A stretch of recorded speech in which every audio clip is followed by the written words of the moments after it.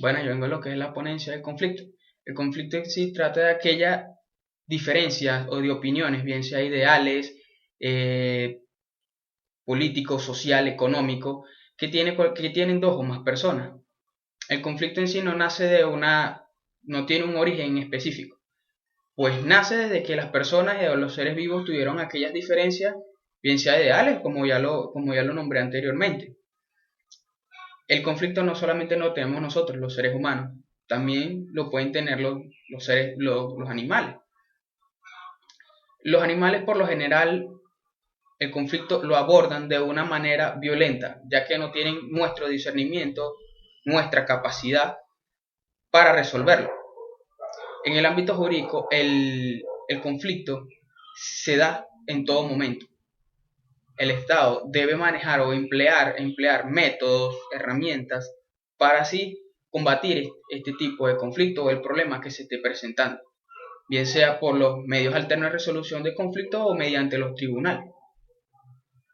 Mediante los medios alternos de resolución de conflictos es mucho más fácil resolver un conflicto. ¿Por qué? Porque se agota el tiempo se agota el tiempo, es mucho más rápido, el procedimiento es mucho más rápido, las partes no sufren tanto, ni tanto física ni psicológica. El conflicto posee distintos paradigmas. Puede ser el paradigma de violencia. No en sí, no, en sí, el conflicto no necesariamente tiene que llegar a la violencia, pero sí en una sociedad el conflicto se da por muchas maneras, como ya lo expliqué anteriormente.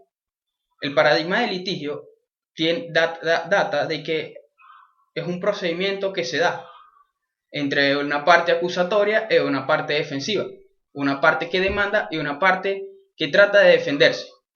La, el conflicto consensual es aquel en que las dos partes llegan a un acuerdo y de una manera uniforme y de una manera equitativa. El ciclo de vida de un conflicto trata de dos partes, antes del conflicto, durante el conflicto y después del conflicto.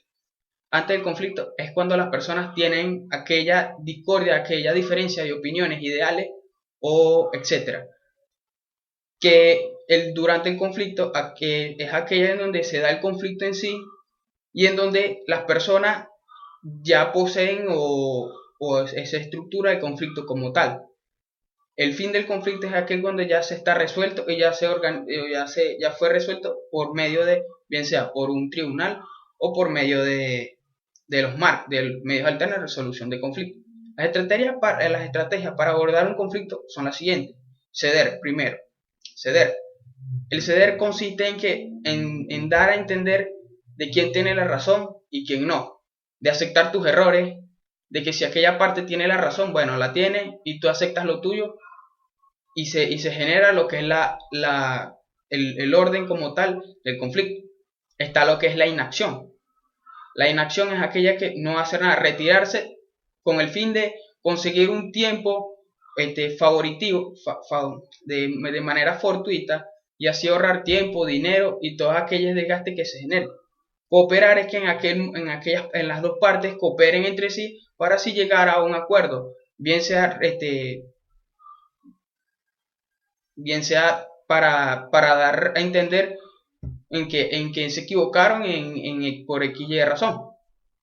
Las teorías del conflicto podrían ser, primero, la programación neurolingüística. La programación neurolingüística es aquella que data de que la comunicación entre las dos o más partes que se vean involucradas dentro de un conflicto, buscando siempre la comunicación en sí. La inteligencia emocional es aquella que se da para así generar aquellas situaciones en que una persona se ve afectada y de qué manera va a tomar aquel conflicto o aquel problema que se esté presentando.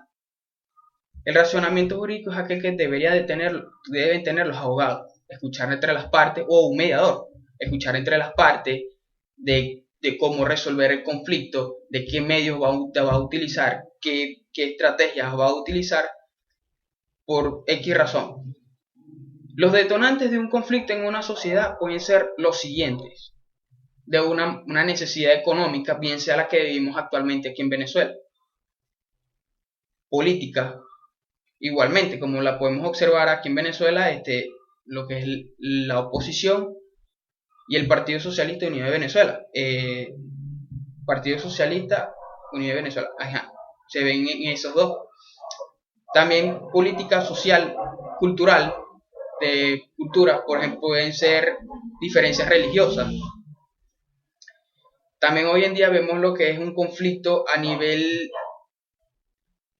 alimentario. Venezuela se está viendo muy afectada a nivel alimentario y eso genera un conflicto dentro de nuestra sociedad.